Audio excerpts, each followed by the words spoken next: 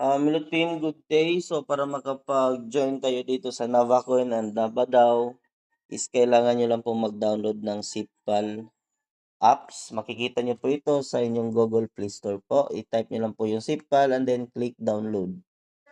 Okay, so kung nakapag-download ka na, i-open nyo lang po itong Sipal wallet ninyo. And then dito po, makikita nyo po merong nakalagay na create new wallet. So ito po yung i-click ninyo kung wala ka pa pong wallet. Okay. So, click po natin and then maggawa po tayo ng password ng ating wallet. Pwedeng 1, 2, 3, 4, 5, 6 para hindi po natin ito makalimutan. So, makikita nyo naman dito, your wallet is ready. Okay, so pwede na natin itong i-click itong skip backup for now kasi meron naman tayong separate video kung paano mag-backup now sa inyong wallet para makuha yung 12 words. Okay? So, napaka-importante yung 12 words guys. So, after nitong makamit kayo ng wallet, kailangan nyo po yung panoorin yung isang video nito. Okay, so click nyo po itong skip backup and then ayan na po siya. Click nyo lang po itong next para matapos po siya. Okay, so meron siyang rest note. Huwag nyo na po muna itong start backup kasi meron tayong video niyan about dito. Okay, for now, i-close nyo lang po muna.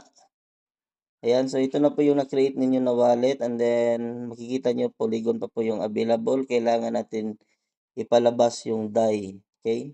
So punta ka lang sa pinakababa and then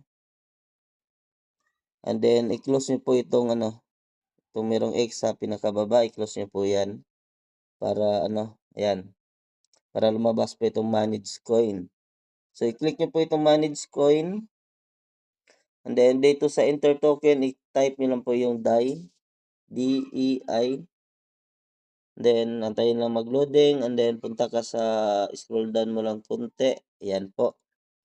So ito po yung hanapin ninyo, itong DAI Polygon, meron po yung logo dyan na kulay violet. Kung nahanap nyo na po ito, itong plus sign po sa gilid niya, i-click nyo po yan para mag-appear po itong DAI Polygon sa inyong wallet. So click nyo lang po yung plus. So added na po siya, pwede nyo lang po i-back yung wallet niyo po. Ayan po, lumabas na po yung DAI. Okay, so para makapag-join tayo dito sa Navadaw, makapag-activate tayo ng account, kailangan lang po natin funds ng DAI and saka sa Polygon. So meron naman tayong price list niyan na details. So sundan nyo lang po yun. And then kung gusto niyo pong palitan yung pangalan ng wallet niyo, i-click nyo lang po itong parang scroll arrow na maliit. Ayan, and then dito merong 3 dots. I-click nyo lang po yan.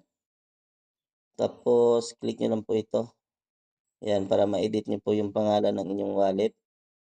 And then ito po, i-delete nyo po yan. I-click nyo lang, i-delete nyo, and then palitan nyo po ng pangalan ninyo.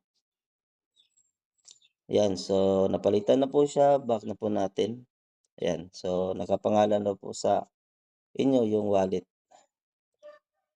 Ayan, so ganyan lang po kasimple mga guys, mag-create wallet dito sa Sipal. And then yung 12 words po, meron po tayong separate video. Huwag nyo pong kalimutan na i-back up now itong wallet nyo po. Kasi in case of emergency, na-delete yung app, nawala yung cellphone ninyo, is marirecover nyo pa itong wallet ninyo. Okay?